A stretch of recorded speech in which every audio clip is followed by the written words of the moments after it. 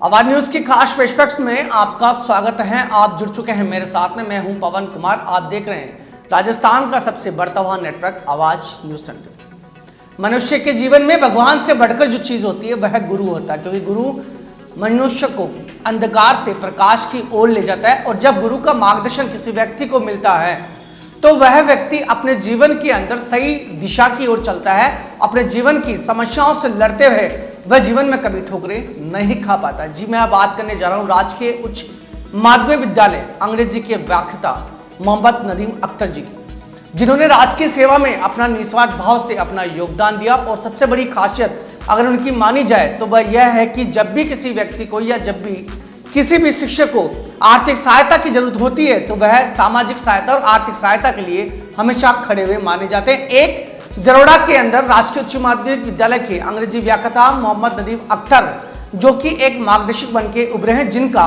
राजकीय सम्मान भी जो है किया जाएगा। मुख्यमंत्री अशोक गहलोत इनको आने वाले समय के अंदर सम्मानित भी करेंगे। हमारे संवाददाता एजाज उस्मानी ने कवरेज की विशेष संवाददाता से बातचीत। 1997 में गोठन के हरसलाव गांव से सेवाएं देते हुए जरोड़ा आ गए, जहां पर लगभग 19 साल की सेवा के पश्चात इनका तबादला गोठन के असवारी गांव में हो गया।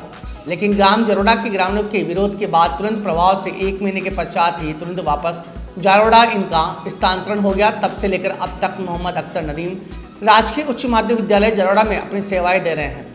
ग्रामीणों का कहना है कि ऐसे शिक्षक जो कि निस्वार्थ भाव से राजकीय सेवा में अपनी सेवाएं दे रहे हैं बहुत कम देखने को मिलते हैं। ग्रामीणों ने बताया कि विद्यालय में अगर कोई छात्र या छात्रा आर्थिक रूप से कमजोर हैं तो वे अपने स्वयं अपने स्तर पर आर्थिक रूप से उनकी मदद भी करते हैं और शिक्षा के क्षेत्र में आज भी विद्यालय का नाम रोशन किया है। ऐसे गुरु के द्वारा पढ़ाए गए छात्रों का राजकीय सेवा में सिलेक्शन होना, जिसके कारण ग्रामवासियों में मोहम्मद अख्तर नदीम को भगवान का अवतार माना जा रहा है।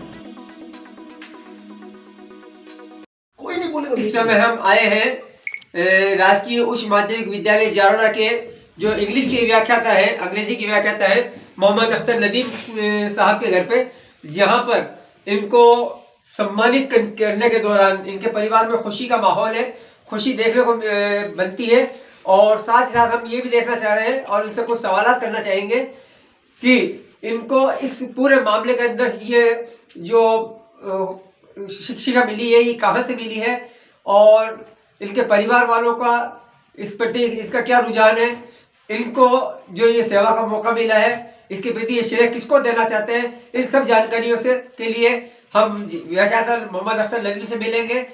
तो आइए जानते हैं इससे इस मामले में ये क्या कहना चाहेंगे। जी सर, सबसे पहले अपना शुभ नाम बताइए।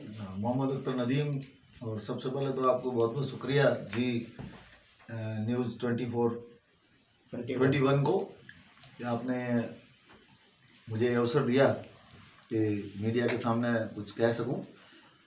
हालांकि इसकी शुरुआत जो है बहुत पहले से हो चुकी थी, प्रयास किया जा रहा था। और ये जो सारी जो प्रेरणा मिली है ये पेरेंट्स से मिलती है और वो स्वाभाविक रूप से नेचुरली सभी जो बच्चे होते हैं अपने पेरेंट्स से प्रेरित होते हैं। तो ये जो सफलता मिली है इसके पीछे हमारे माता पिता, हमारे जो भाई हैं, बहनें हैं और जो मित्रगण हैं। जी। और मैं यहाँ पर ये भी कहना चाहूँगी जो हमारे घर में जो हमारी भाभियाँ हैं उन्होंने भी काफ़ी मेरा सहयोग किया है। सर, एक सवाल आप ये जानना चाहूँगा, इस प्रकार के संस्कार आपको कैसे मिले?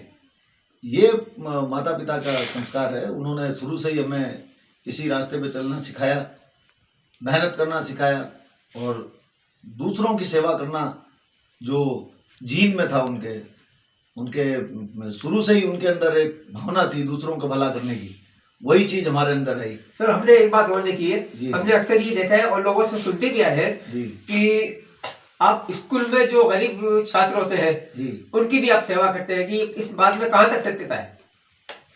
ये तो ड्यूटी है, टीचर को करना भी चाहिए। नहीं, जैसे आर्थिक रूप से भी उनकी मदद कर देते हैं आप, कई बार में हमने ये सुना है। हाँ, ऐसा जैसे पॉसिबल होता है करते ही हैं।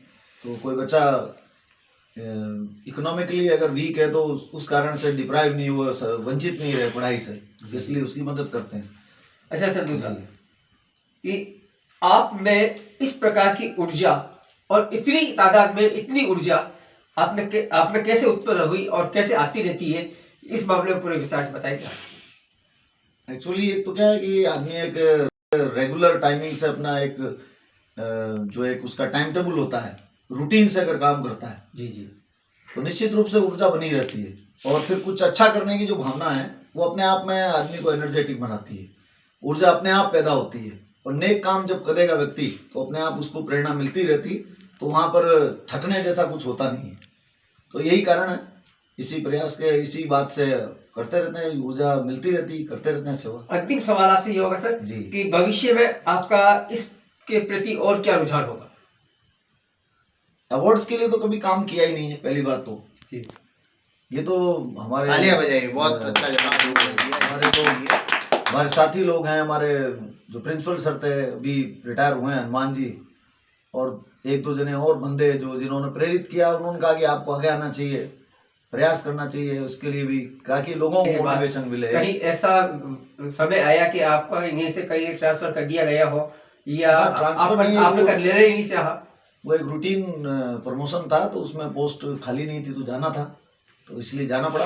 और उसके बाद ग्राम के लोगों ने ऐसा समझा कि वहाँ आप वापस आए, तो उन्होंने प्रयास किया, ले आए वो, तो इस कारण से आज वहीं है। सर, अभी आपको जो सम्मान मिला है ये राज्य स्तर पर मिला है, जी तो सर बहुत बहुत धन्यवाद आपका।